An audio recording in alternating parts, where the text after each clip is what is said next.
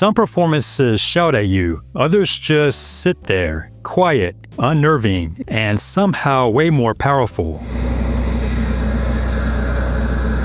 Jack Nance doesn't say much in Eraserhead, but you can feel every uncomfortable second of it. And that's kind of the point. Well, Mary?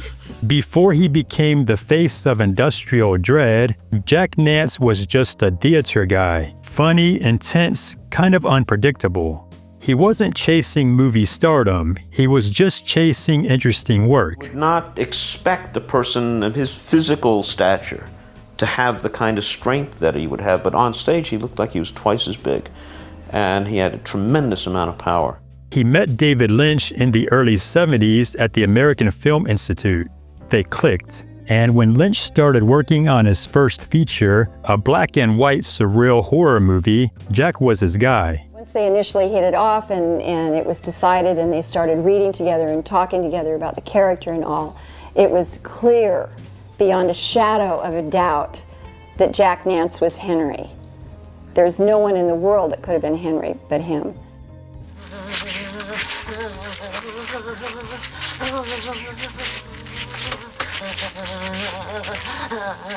Nance doesn't overact, he barely reacts. But that's what makes it work. He plays Henry Spencer like a man who's completely lost but trying very hard not to show it. I think he really got into it after a while. I mean, he's such a loner, you know? He's such a loner. It gave him the perfect reason to isolate.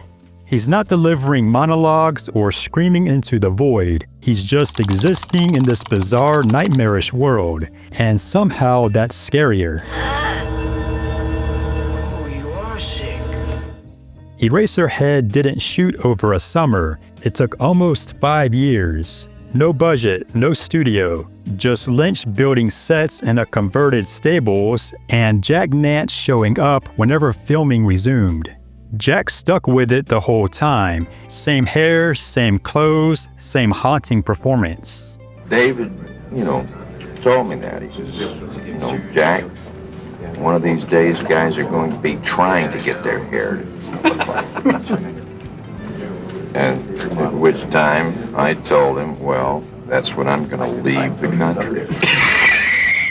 That's not just dedication. That's belief in something weird and special.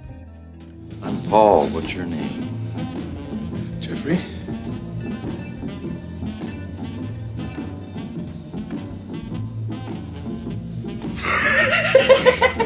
Jack didn't disappear after Eraserhead. He became part of Lynch's creative world, a familiar face in the middle of chaos. She's dead, wrapped in plastic. That's Jack as Pete Martell in Twin Peaks, instantly iconic. Even when the story got weird, and it always did, Jack brought something grounded, something real. I'm gonna hit the hay. Sweet dreams, Pete. Sweet dreams, Joe. Off-screen, things weren't easy. Jack struggled with alcohol. He went from drinking a few beers a day that he went to drinking a fifth plus. So I was with him one day when he drank a fifth by about 2 or 3 o'clock in the afternoon. His wife died tragically. It wasn't until the next morning that I heard from Jack. I can assure you he was not holding anything in. It was his opening words to me on that phone call was that he goes, Richard, my whole world has just ended. And in 1996, he got into what looked like a random fight outside a donut shop. He died the next day. When he got himself back home, I think that he died of hemorrhaging, brain hemorrhaging, that was a result of this scuffle.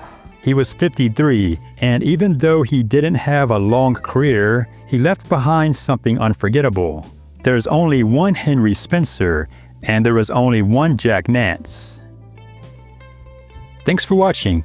If you're into strange movies and the people who make them, consider subscribing, and maybe, just maybe, watch Eraserhead again.